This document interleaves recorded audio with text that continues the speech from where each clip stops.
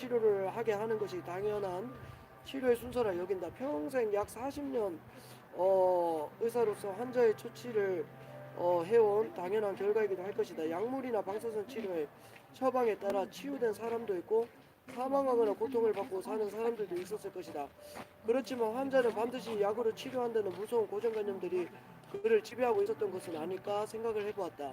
즉 맨발로 걸으면 위의 접지 이론에 근거 암이 자연스럽게 치유된다는 소리는 그에게는 아예 들리지 않는 것이었다. 그래서 더 이상 이야기할 수 없었다. 그는 귀를 아예 닫고 있었기 때문이다.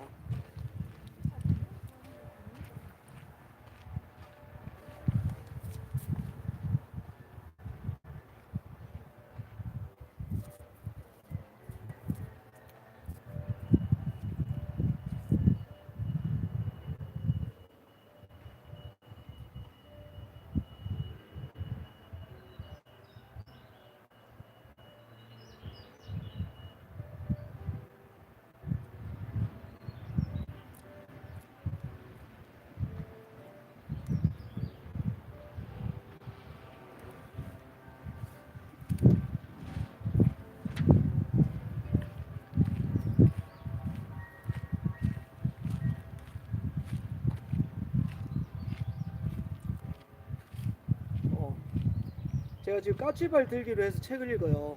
앞쪽 발가락과 압축의 힘으로만 이렇게 해서 책을 한번 읽어보겠습니다. 이렇게 하면 머리 쪽이 굉장히 시원해지고 머리 쪽과 연결되어 있는 발 반사구가 자극이 되어서 혈액순환과 그리고 말초신경까지 이렇게 자극이 되어서 너무너무 건강에 좋아진다고 해서 제가 까치발로 한번 버티면서 한번 해보려고요. 자, 이번에는 불면증을 앓고 있는 한 사람의 이야기다. 그가 지독한 불면증으로 오랫동안 고생을 했다고 하여 저자가 맨발로 걸으면 좋다 했더니 그도 매일 혼자서 맨발로 걷고 있다고는 하였다. 그런데 맨발로 걷고 나면 졸음이 와 잠깐 낮잠을 자고 나면 또다시 정신이 말똥말똥해진다는 것이었다. 그래서 낮에 맨발로 걷지 말고 저녁 먹고 난 후에 가능하면 집 근처에 흙길을 찾아서 맨발로 걸으세요. 그리고 가능하면 까치발 걸음으로 걸으세요. 까치발 걸음으로 약 1시간 걷고 나면 잠을 푹 잘 수 있게 될 것입니다. 라고 이야기해 주었다. 그런데 그는 지금 자신에게 약 처방을 해주시는 의사가 우리나라 최고의 불면증 치료 권위자라는 것이었다.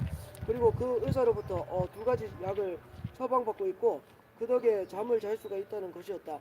그래서 저자가 약을 맹신하지 마세요. 자칫하면 그 약에 중독되어 평생 그 약에서 벗어날 수 없게 될 수도 있습니다.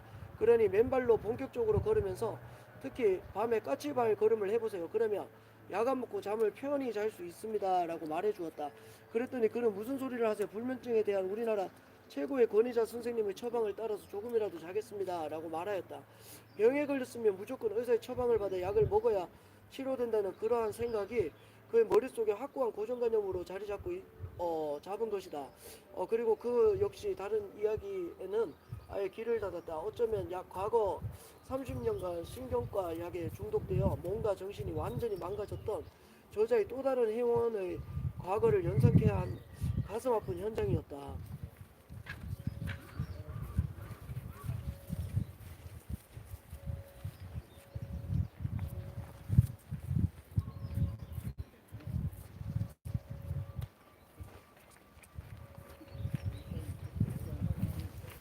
한편 최근 우리나라 노인들의 메디컬라이제이션이 사회적인 병리 현상의 하나로 대두되고 있다.